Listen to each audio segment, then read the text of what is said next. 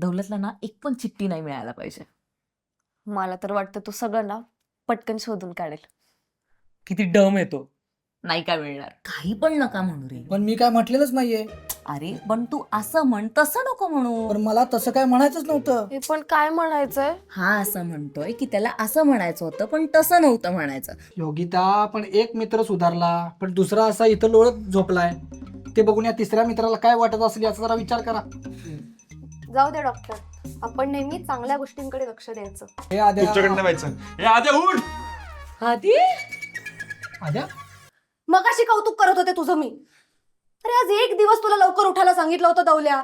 झोपलो नव्हतं, ते जरा उच्च विचार करायला वरती आलतो. कुछ तो लिहाज कर दौलत. माझ्या पूर्ण सेव्हिंग्स मधनं तब्बल 11 रुपयांची पैज लावली तुझ्यावर मी, की माझा दौलत 5 मिनिटात शोधून काढेल. खुल जा सेम सेम. ए, अलिबाबाचा 41वा चोर. ते काय गुफा आहे का आपोआप ओपन व्हायला? जरा कष्ट घ्या, हाताने ओपन करायचं कष्ट घ्या. तू ह्या गिफ्ट साठी पळाला ना, तेवढा अलर्ट रोजच्या आयुष्यात राहा. तुझ्या अंगातला आळस तुला एक दिवस संपवेल.